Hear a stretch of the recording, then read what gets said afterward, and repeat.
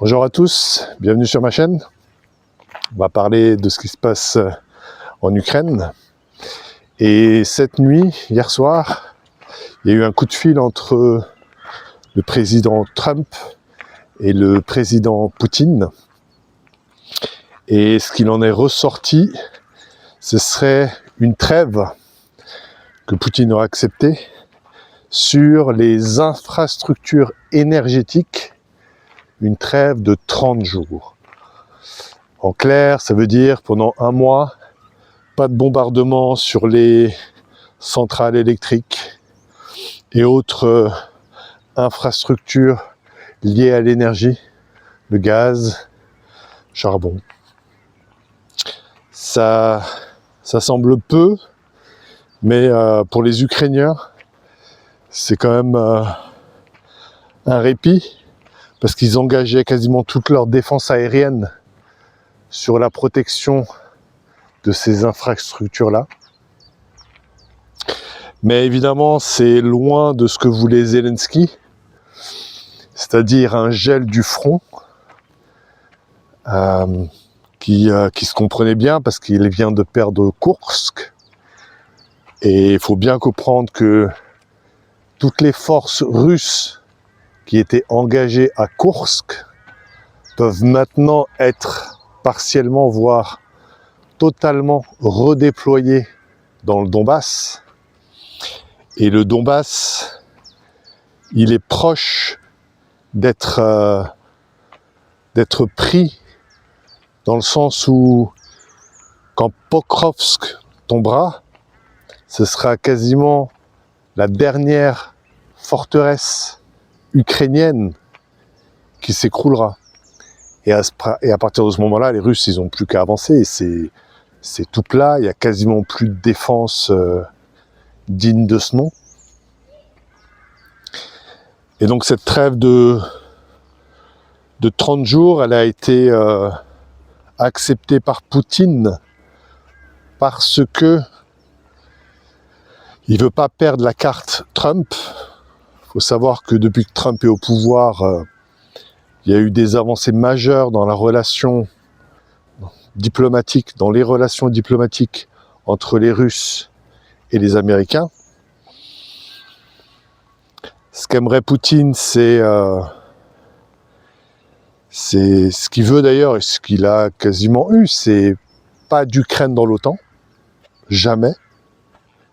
D'ailleurs, c'est même pour ça qu'il a fait la conférence de presse à Moscou avec Loukachenko, le président biélorusse, dont la capitale est Minsk.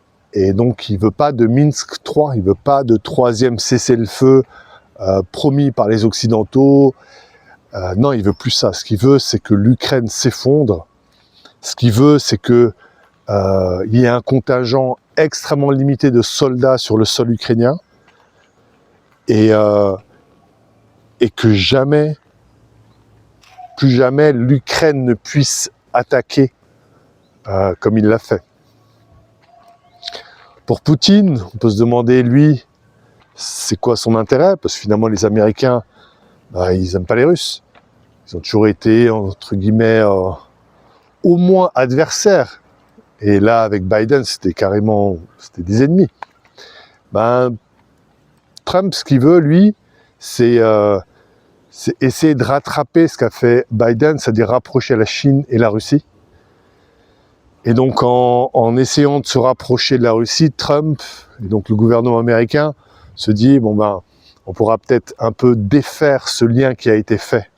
Même si, pour ma part, je pense que ce lien-là, Russie-Chine ne se défera jamais, sauf en interne. C'est-à-dire que les Russes et les Chinois ne sont plus d'accord sur certains points, qu'il y ait une escalade, et que finalement les relations diplomatiques se rompent entre les deux. Mais ce ne sera pas d'un fait extérieur. Donc je ne pense pas que les Américains réussiront à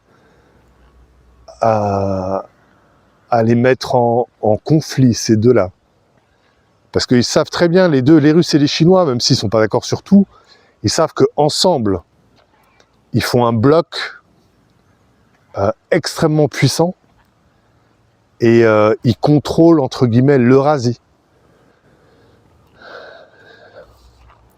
Et donc ça, ils sont vraiment pas idiots, ni les Russes, ni les Chinois, et ils savent que cet avantage-là, ils doivent le garder, parce que si jamais il y en a un des deux qui cède, et donc, imaginons maintenant les Russes et les Américains se remettent ensemble, les Russes disent aux Chinois, bon ben, on préfère la relation avec les Américains qu'avec vous, les Américains attaquent les Chinois, imaginons qu'ils gagnent, ce qui est impossible, mais imaginons qu'ils gagnent, et ben du coup les suivants ce seraient les Russes. Et ça ils le savent très bien. Et dans l'autre sens ça marche pareil.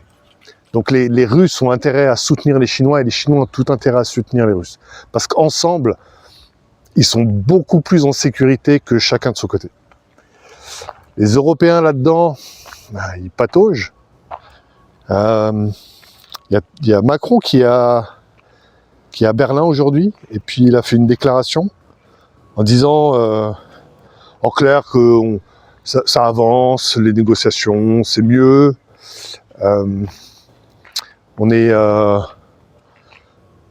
Mais qu'il faut quand même soutenir l'Ukraine et qu'il ne faut pas laisser les Russes gagner. Enfin bref, il fait son flip-flap la girafe.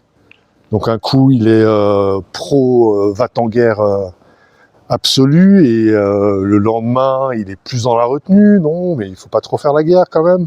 Donc ça, c'est Macron, on a l'habitude. Le Premier ministre britannique, lui, c'est une autre affaire. Lui, il est vraiment va-t-en-guerre. Il ne parle que de ça. Et il y a beaucoup de journaux britanniques qui d'ailleurs se posent la question, mais quand est-ce qu'il va parler d'autre chose que de l'Ukraine? Quand est-ce qu'il va s'occuper des affaires internes? Et c'est très juste en fait. Parce que quand on regarde les Britanniques et les Français, donc ils ont tellement de problèmes internes, des problèmes économiques, des problèmes sociaux, qu'ils ne peuvent pas résoudre eux-mêmes, que finalement parler de la guerre et faire peur aux gens, ça détourne le regard. Et donc ils font diversion avec cette Ukraine-là. Et je pense que c'est tout ce qu'ils racontent, tout ce qu'on entend, les va-t-en-guerre, les troupes au sol, c'est vraiment que de la poudre aux yeux pour éviter de nouveau des gilets jaunes. Voilà, comme d'habitude. Voilà. Ben, vous pouvez liker, vous pouvez vous abonner. Et puis je vous dis à bientôt.